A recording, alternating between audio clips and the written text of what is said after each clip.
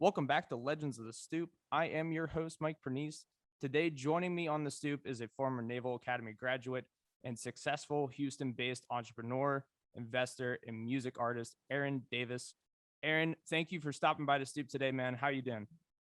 I'm good, man. It's always good to be amongst creatives and people who are, supporters of creativity. So it's always, good energy, man. So I'm feeling good.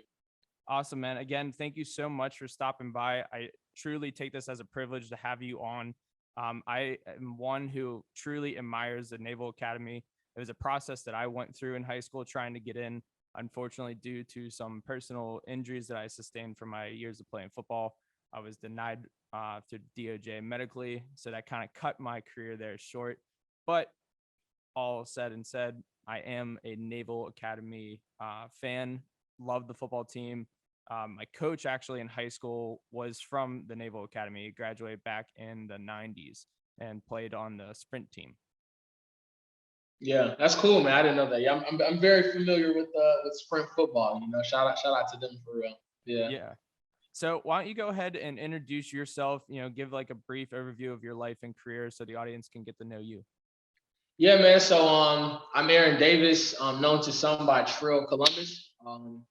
And I am an artist, entrepreneur, and investor from Houston, Texas. So I was born and raised in Houston, Texas, went to high school in a suburb of Houston.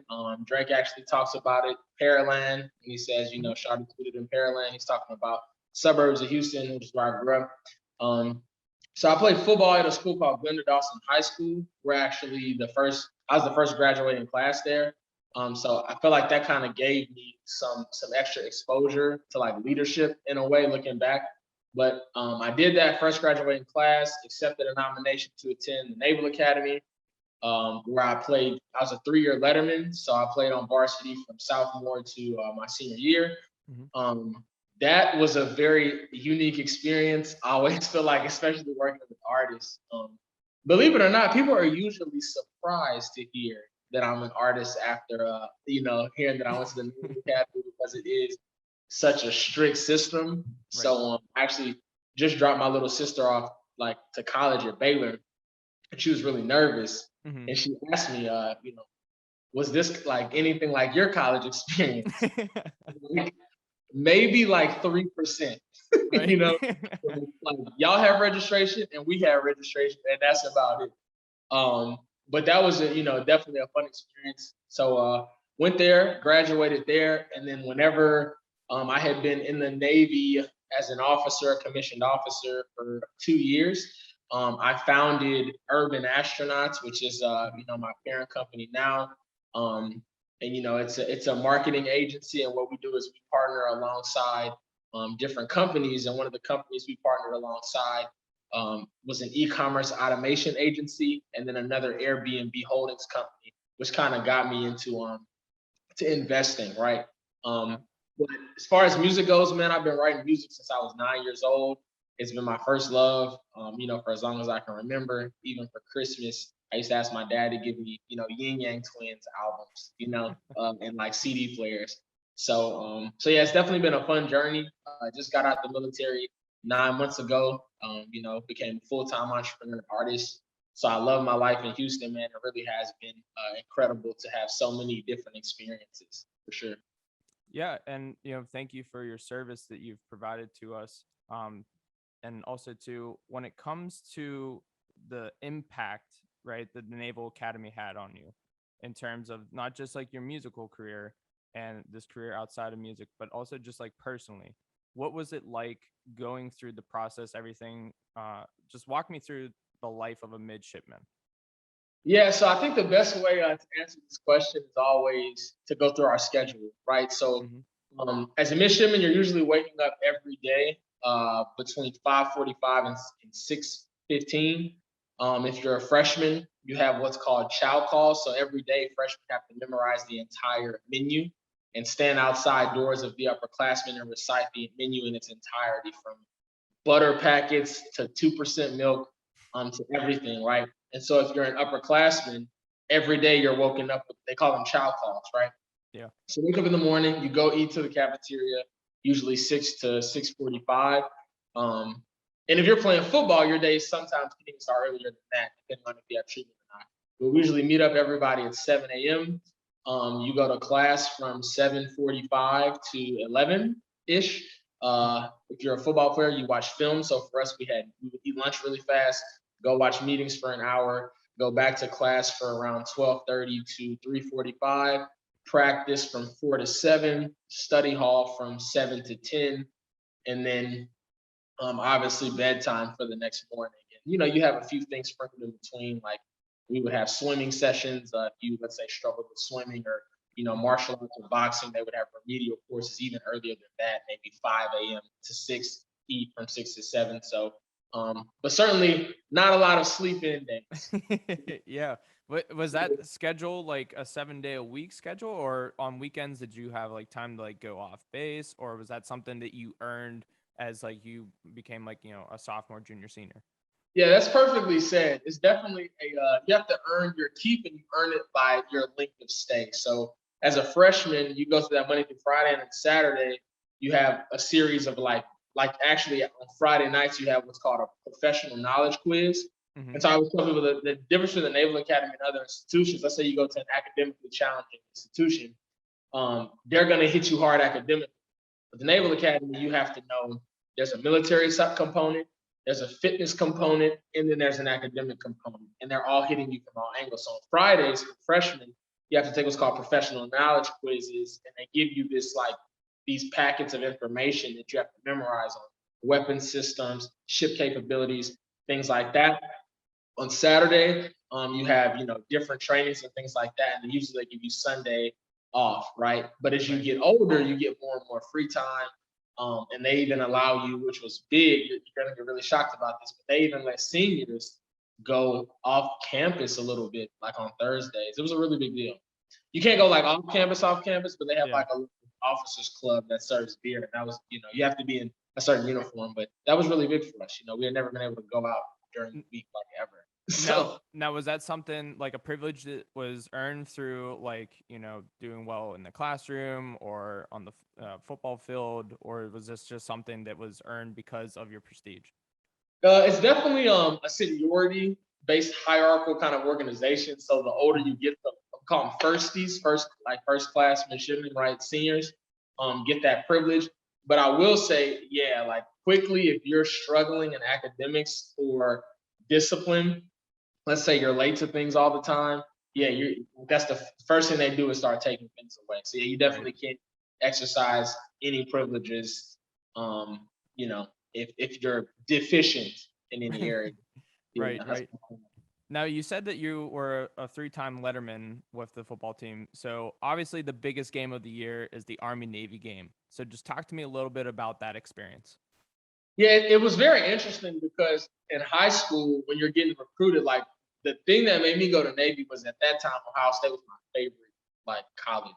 So I was a big old Buckeye fan, and I saw Navy play Ohio State when I was a junior or senior in high school. I can't remember, but they actually almost upset Terrell Pryor, like in Oh. the Buckeyes in the horseshoe. I remember that game. We took it like all the way down to where it was tied, or they tried to go for two to tie it and threw a pick six that ended the game. Hmm. But I thought they played Ohio State again, like they were going to play my senior year. So that was a really big game, like Notre Dame, Ohio State. Right. But then, whenever I got into the program, I finally understood. I started tapping into the history and the historical significance Hmm. of Navy Notre Dame and Army Navy. And so Army Navy was a really cool game because it's the only game where everyone essentially who is playing against each other is going to serve like their country and do something honorable. When Right. you look at historical rivalries, I mean that rivalry, I mean is old, man. It dates back pretty far. So it was always an honor to be a part of it. what was really cool is they started getting really cool with the uniform combinations. I actually Mhm. still have my old helmet. I should have brought it, but it's a lot of fun and it means a lot. If you've never been to Philadelphia during an Army Navy game, it really is like a beautiful sight. Or seeing a flyover, it's definitely a tribute, to our country and just patriotism as a whole. Mhm. It's very, very exciting and very, very, very serious. So as a Oh yeah. player, you don't really enjoy anything until it's over, you know? Yeah, and like how you pointed out too, it's literally the only game where the people that you are battling against, you're going to be battling with. No, yeah, And exactly. Yeah, 100%. Yeah, it's very, very tough, hard nosed like game because you essentially have two very similar mentalities. I mean, it's like you say, like a military, run through your teeth type of game. It's very right. grimy, it's cold. Like one year it like snowed and sleeted and there was snow all over the field. I remember washing my hands after that game and it's like pins and needles, man. So Yeah. it's definitely a very, very tough game. So how does this rough and tough, very structured, type of environment produce somebody who is as creative in terms of like music and then also in your business adventures? How does that happen? Because I'm sure people, not only myself, are gonna be sitting here like, okay, so he went through like this process, and at the end, it turns out, he's like free forming, creative. How does that happen? Yeah, so an ex-girlfriend of mine during my military tenure once told me, Aaron, I've dated a lot of people in the military, but no one has struggled with conforming as much as you have. Right. So I was definitely, it took me longer, I think, than most people to get into that structure. And I say that to say I was a creative before I got into the military. I spent a lot of Mhm. time, my childhood, I grew up as the only child till I was 11. So I spent a lot of time alone. I feel like, I would always kind of, create things, listen to music, write songs, things like that. So I was a creative before I got into the military. But what the military gave me, and it's the greatest gift, is if you see a lot of entrepreneurs, they talk about this grit, right? So like Elon Musk, and being an entrepreneur is like, um, eating glass and staring into the abyss. Being, a Navy football player is, and being a military officer is the same thing. It's like no sleep, no excuses. No one cares. Like no one's gonna give you anything. Right. And so the ability to go out and every day just fight and claw and not give up on something, not really necessarily care about what people think, but just work. Like even at our companies we always talk about this mentality, unattachment to the outcome. It's like whenever we're training for operations in the military, like I love like the Spartan ethos. It's like our enemies are nameless and faceless. All that matters is what we do, and whether there are highs or lows, whether we stand watch for 12 hours or no, or we get a free day. It doesn't matter. Like the work Right. stays the same. And so I think just that ability, like I don't even set alarms, right? And I still wake up like nearly every day, 6:30, like getting up early, getting to it, no excuses. That grit mentality is just priceless. And you have an edge as an entrepreneur because creativity is given to you naturally, it's just accessing it. Right. But after you access it, when you can pair that natural ability with that no excuse, never quit, hard work, eat nails mentality, it really does turn you into someone who can contribute a lot in terms of creative value, to society because you can't be stopped. I mean, in every game at the academy, I was undersized. Like no Mhm. one really gave us a chance against Notre Dame. Like, and obviously, we still fell up short, but it was like we really did have to. Anything we wanted, we had to work harder for, Right. and that's kind of the approach I take towards everything. Yeah, You know. it creates that like chip on your shoulder, right? Which, either you're born with that, right? Or it's something that you had some adversity in your childhood that starts to form that chip and then it just starts to build and build and build. And what it seems like too is that structured environment that you became accustomed to, through your time with the military and at the academy, I feel like gave you a way to mold the creativity. Because to me, Yeah. I feel like creativity, I mean, it's constantly flowing. There's no set like boundaries on it. But at some point in time, in order to sustain a business, for example, you have to kind of narrow that creativity or kind of just guide that creativity into one particular direction in order to become successful, in order to build something bigger than yourself. No, yeah, 1,000%. And I think it's even I can see it even in the little things, like even right here I have like this business notebook. It says follow your own path on it, right? And I'm sitting here and I'll be on the phone and I'll get an idea and I'll write it in a schedule, like a schedule that I have for the next day. Mm-hmm. And the other day I thought about, like, where did I get this concept from? And I remember first day, my first job is an ensign in the military, an officer, right? First day, where's your notebook? Where's your pen and paper? I was like, I don't have one. They said everything that you need to be writing everything down. And working at such a high pace, because like there's corporate pace, right? Then there's military pace. And military pace is no sleep. Sometimes you're gonna work, you won't sleep for 15 hours, 20 hours, you'll be up.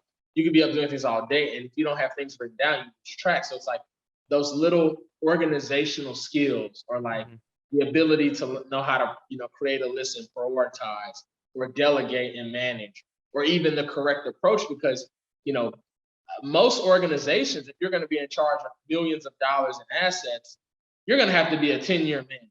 Right. But the military is like the only organization where you have a 22-year-old person, or like 23, 24, 25-year-old person who's responsible for millions and millions of dollars. So you can have someone who's 25 driving, hundreds of millions of dollars worth of equipment on a ship. I mean, even, a lot of people, you may not know this, but when we're out to sea, man, sometimes we can navigate ships that are only 200 feet apart. Right. You have someone who's 25 that's doing this. And so it's just amazing how much, organizational knowledge and how much, experience you get with being under pressure, that you just it can't be coached. It can only be experienced. Right. Right. So how did this lead to you forming Urban Astronauts, and what is the mission for Urban Astronauts? So I always say I wish I had a better story with how Urban Astronauts was formed. But my first kind of like creative thing, I used to go by an artist. I switched my artist name like 3 times. So it was like, it started off with like start off with King Flame, which is like, we're not gonna talk about that. That was about that. That's over. Then it went to Ill Fortune. And I had a clothing line called Illville, and the designs were just hideous, man. It was like, it was a cool concept, but creatively it didn't flow. And so one day I was sitting at my desk, I was still in the military, and I was working late, so like everyone was gone. And I had, the typical 2 monitor setup that you can drag. Yeah. And so just in my free time, I call it, I was playing around trying to design this jersey. And I was kind of playing with the text that said urban on it. And my screen was an astronaut surfing, like by a nebulous star. Because as a kid growing up in Houston, I was very fascinated in space, because that's in our culture, Space City. Right. And I just had a sheet of paper and I wrote it down. And I wrote Urban Astronauts. And I kept saying it over and over and over. And then I just started playing around with logos. And I kind of was telling like, a friend about it. And I said, that's really cool. So then I made a hat that I started wearing around, kind of like the Stoop hat you have, like, that creative thing, just to kind of get it on you. People just loved it. They thought it was really cool. And so I knew I had something, right? But the mission of Urban Astronauts has always been the same. As a creative, especially in the military, I didn't really receive a lot of support in my creative endeavors. And so we aim to provide support for, creatives and entrepreneurs, because, that is what we are. We are, even you, right? With this platform, you're a creative entrepreneur. And, most of our narratives start with, I really didn't get supported at first. I didn't have the knowledge. Right. Well, now that we have the internet, our goal is to teach creatives and entrepreneurs how to run businesses, how to invest properly, right? Giving people the fundamental knowledge, how to leverage, your skills, how to build business plans, how to delegate. And so we really aim to provide that support, because I know for sure I did not have that for a while, and I'm just finding it, I feel like, in the past few years. So that's the mission for us. Yeah, no, that is something I will agree with you on, that is kind of lost, right? I feel like in the beginning when people start out, even like myself, it's just kind of like you're flying by the seat of your pants, right? It's kind of just like you're day to day making decisions and just like hoping that that one's going to land and, produce the growth that you're looking for. And then when you start to like really hone in and like, talk to like mentors, and listen to podcasts, read books, right, on like entrepreneurial lifestyles, how to grow a business, how to market, all these things. That's when I feel like you start to attain some of that knowledge that's required to really focus in and grow in the way that you want to. Yeah, 1,000%. In a book, man, one of my favorite books that really helped me with this recently is by Stephen Pressfield. It's called The War of Art. And what it reinforces is like, yeah, as a creative, you have one job, and that's to just create. And I think whenever we start off, at least for me, you have this thing where you're like, oh, okay, like me, I was like, I don't want to just be an artist. I want to be the Yin Yang Twins, or I want to be a big, like famous, tons of women and money. But I mean, you know how it is when you're like Right. 20. So it's like, but the War of Art really emphasizes like every day you have to come and you have to work. And so a lot of people Mhm. miss out. They think, okay, my job as a creative is just to create. Right. But that those days are over. Like the days of you singing in a bar and like, the A&R for Universal walks in and sign, like those days are over. Now with the invention of the internet, the introduction of the internet, you have to be self-made. You Right. have to learn how to do, marketing. You have to know how to manage, you know what I'm saying, different pages. You have to know how to do an email automated sequence. Like you have to learn these things. Right. And it's cool because we have access to those things. But I think that the days of only being able to do music or like those days are over. And Yeah. so we have to learn these things. Yeah, no, I totally agree. Covering artists for, over 2 years now, that's one thing that is like the common theme that I like stress to these artists, especially those who are starting off. And, I take the time to look into people's profiles and see if I can offer any insight or any guidance for them.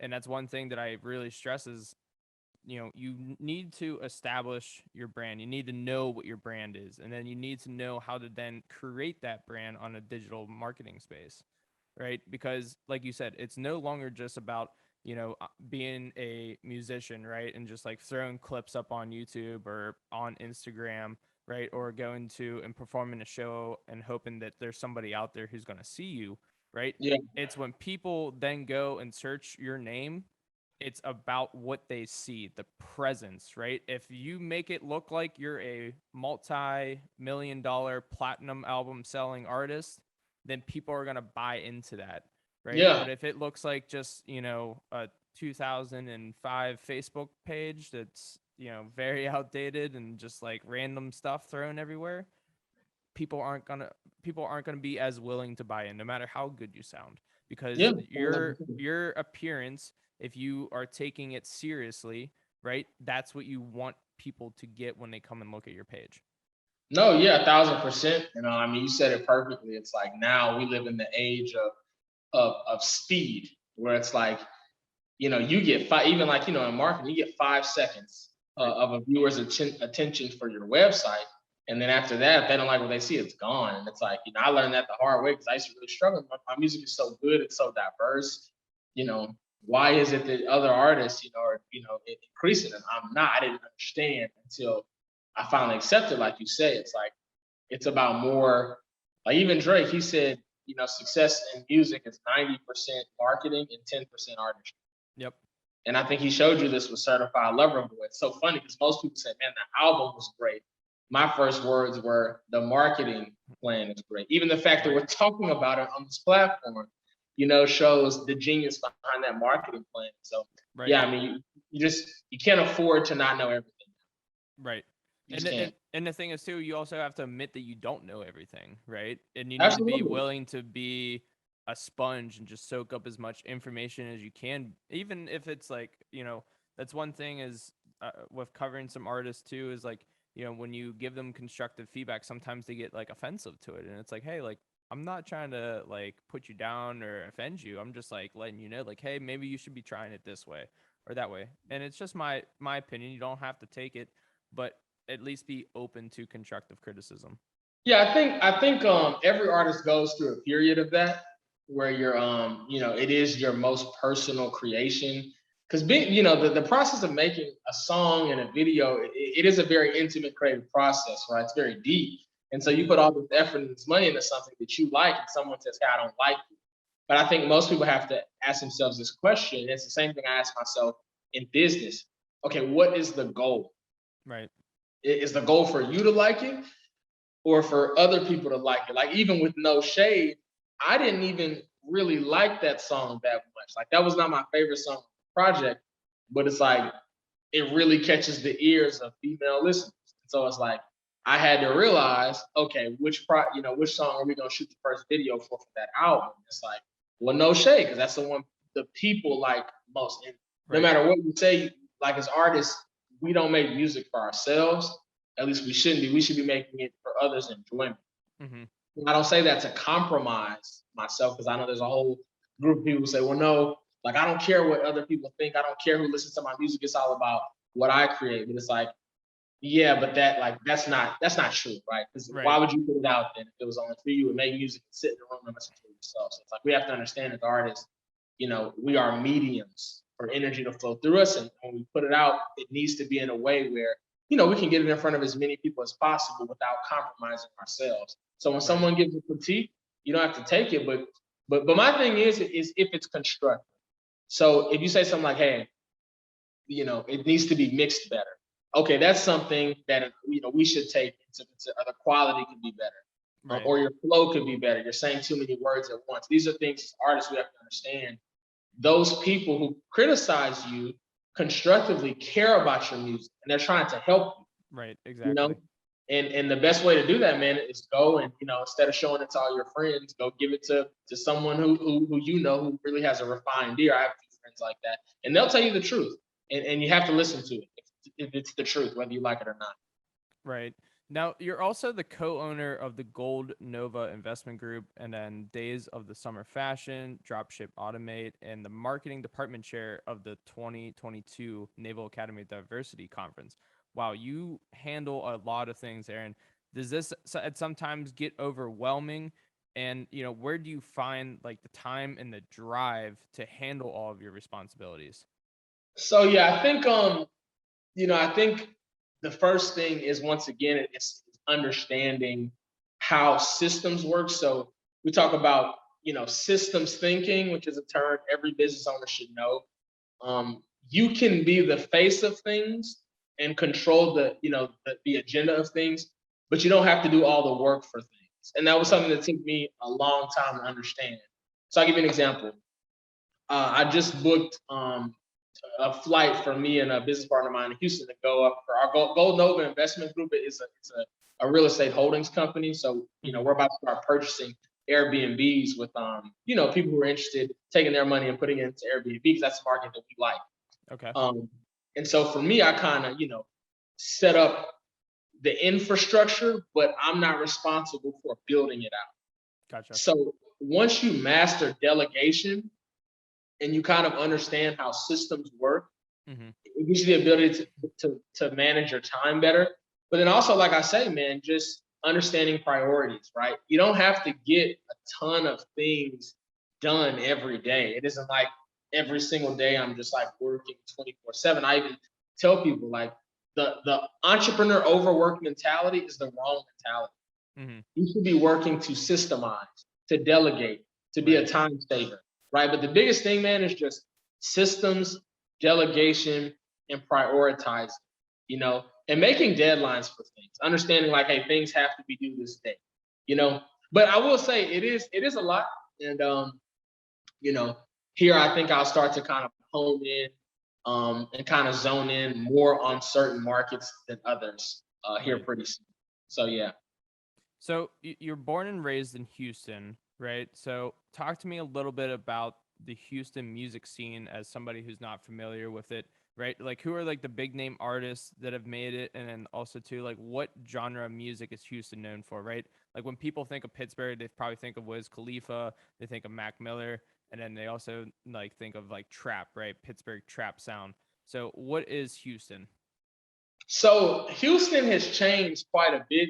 So back in the day, man, when I was growing up, the heavy hitters was like, Slim Thug, you know, guy by the name of Lil Kiki. They call themselves like the Screwed Up Clique. Paul Wall, Chameleonaire, Mike Jones, Bun B, Pimp C. These are all names that really found, relevance. Like I remember seeing Paul Wall on the Grill song with Nelly, and that was like a big moment. Paul Wall's like a very underground rapper, but everything kind of spurns from what we call, screwed up music, right? Which is like, Screwed Up Click. A guy by the name of DJ Screw is called chopped and screwed music, right? Mm-hmm. And so we're really big on like, a lot of, very, very kind of slow, deep voice music. Like I had a friend over and, he's from like Maryland, and he was like, what kind of music? Or he asked me this, he said, how come we see like, older cars like 1965 Cutlasses and stuff, and they have these big rims that kind of like eject out the side? And I was like, oh yeah, you're talking about elbows. And he had no idea, about like our car culture. He was legitimately confused. But Houston definitely has a very special music culture. Like chopped and screwed music is very near and dear. And everyone here that's from Houston listens to it. Sometimes we're like, we don't even know what we like so much about it, but it's just kind of our thing. And even, most people don't know, like Drake, right? He was discovered by Jay Prince in Houston. Mm-hmm. So our music culture is very, very full. I'd say the biggest artist out now, obviously Beyonce is from Houston, right. But I would say Travis Scott. He actually had his own sandwich out here with McDonald's. Mm-hmm. And then Megan Thee Stallion, who actually went to Pearland High School, which is the high school I went to as a freshman uniquely. But and then she has a joint deal coming out with Popeyes on the sandwich. So I would say Megan Thee Stallion, Travis Scott, and obviously, Beyonce still doing her thing. So she's right. Yeah. So how would your music, like your sound, compare to the Houston sound? So for me, I'm very different, and I actually pride myself in my ability to be diverse, as y'all will see here shortly. So for me, man, I've traveled like, I lived in Rhode Island for a year, lived in Annapolis for 4 years, lived in Virginia Beach. I've traveled to different islands and stuff like that, moved back to Houston. Right. So I have the ability, I'm kind of a shapeshifter when it comes to music. So you guys will see, I can hop on an Afro beats, genre. I can float to full R&B. I can float to soul. I can float to hip hop. I can float to trap. So uniquely enough, I do like to play around with, chopped and screwed samples and stuff like that here and there. But I'm really a very diverse artist. I mean, I consider myself to be, someone who is really good at just music theory in general. I mean, I love listening to music, directing sessions. I remember even for 2 weeks, like Maddie sent in a version of her song. And by the time our team was done with it, like that last version of 2 weeks, if I brought her on, she would say it sounded nothing like what it was originally supposed to sound like. So I'm definitely very diverse. I have some Houston, samples in me, but I wouldn't say that I'm a specific Houston sounding artist. I think I'm very diverse. Yeah, for sure. Well, what do you say we go ahead and sample some of your music for the audience? Let's do it, y'all. Let's sample it. Let's go. Alrighty. Give me 1 second here to share my screen with them.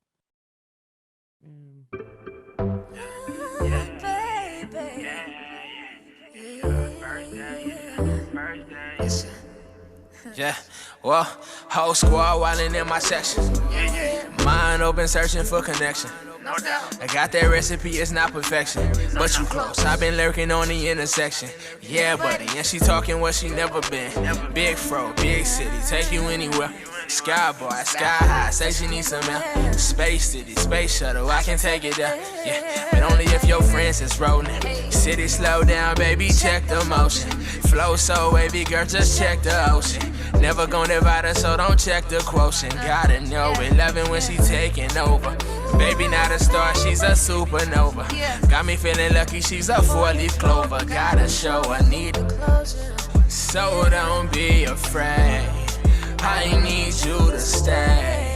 I need to see everything that we could ever be. Can't make no mistakes.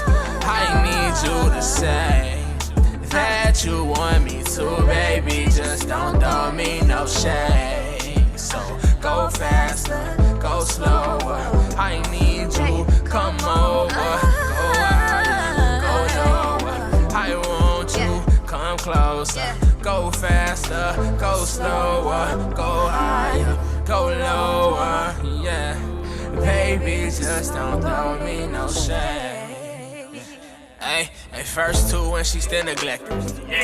Moving forward, but she still protected. Let's reverse it, take a new direction. Bad and bougie, but she interested. Smile too bright, now she asking questions. Yeah, like what you do and why you here and where you from and who you know and what you want and all you done. Yeah, I just play it off and keep her guessing. Whoa, but I've been thinking. Yeah, hey, what you drinking? You should tell somebody. Maybe take a seat, but I can't cause the music got me. Take a double to the after party. Baby, just don't tell nobody. Late night Instagram stories, girl, no paparazzi. Yeah, I know you nervous, let me lead. Girl, I got you, watch me do you copy. So don't be afraid.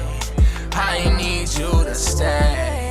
I need to see everything that we could ever be. Can't make no mistakes. I need you to say that you want me to, baby. Just don't throw me no shade. So go faster, go slower. I need you, come over. Go higher, go lower. I want you, come closer. Go faster, go slower. Go higher, go lower. Yeah, baby, just don't throw me no shade.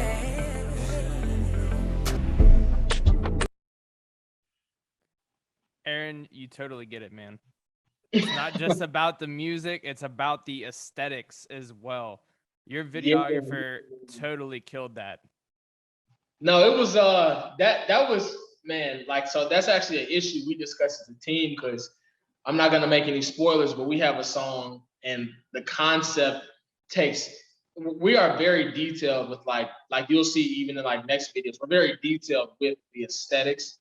Right. And sometimes that slows us down. Like my goal for this year, for instance, is like, hey, I want to release 6 music videos. Mm-hmm. Well, it takes so much planning.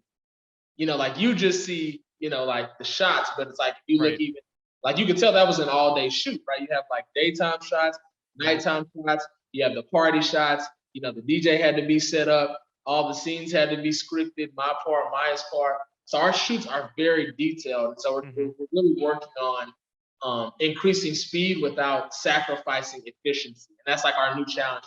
But no, that was a lot of fun to shoot that.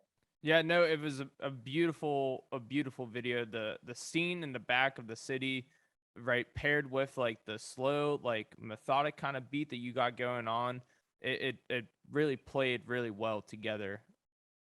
Yeah, well, yeah, no, definitely, it was a ton of fun to shoot, for sure. So what do you say we also show the audience then 2 weeks?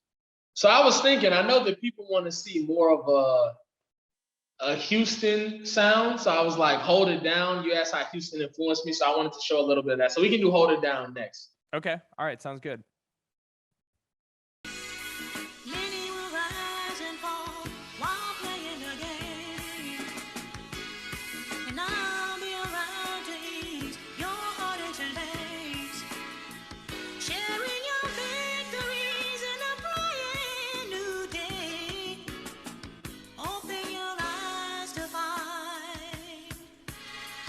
Yeah, and I ain't perfect, but I'm cutting close. Them expectations got me chasing grades like honor rolls. Whole squad good, I swear we always do the most. My folks love me, so you know I gotta keep them close. Hey, yeah, them skyscrapers on my head rest every Sunday. And sky high till my struggles keep them on the runway. Hey, life hard, but I'm thankful today. Pour a little more way for them good times we had to make. And I've been traveling the south to the shy. Big dreams on my stratosphere, my head in the sky. Yeah, I've been dreaming elevation, but it's safe for the ride. Moving mountains, but we always get by. I know that we gon' provide. These greenbacks is a science too, I feel like Bill Nye. Paper planes, so them dreams never die. Keep my mind open wide. Blessings coming in, can't wait for the times. The story tell itself, I just testify. Hey, yeah, yeah. Whole squad with me every time I come around. Always hold it down, gotta hold it down. No, I hold it down. All love with me every time I come around. Always hold it down, gotta hold it down. No, I hold it down. Whole squad with me every time I come around. Always hold it down, gotta hold it down. No, I hold it down. All love with me every time I come around. Always hold it down, gotta hold it down. No, I hold it down. A whole lot of dudes in this game chasing after fame, but I think that shit is lame. Only trust my gang, kinda strange how these suckers change once I bought the range. First class in every plane, Gucci gold tinted frames. Dripping like it's rain, steady switching lanes. Got a trunk full of bang, pink diamonds on my chain. Sipping champagne with a chick from Brisbane. Never lived to maintain, like a king I reign. Always look for ways to gain, even if I seem insane. There's a genius in my brain, ice all up in my veins. Might take a trip to Spain, too blessed to complain. And I barely even try, all these haters do is strain. In my pockets some remain, and I'm swaggy but they plain. And I'm lit like butane, haters man and I'm the one to blame. Yeah, these dudes all in my lane, I just try to do my thing. But they know that I'm the GOAT, I can prove it with these rings. Whole squad with me every time I come around. Always hold it down, gotta hold it down. No, I hold it down. All love with me every time I come around. Always hold it down, gotta hold it down. No, I hold it down. Whole squad with me every time I come around. Always hold it down, gotta hold it down. No, I hold it down. All love with me every time I come around. Always hold it down, gotta hold it down. No, I hold it down.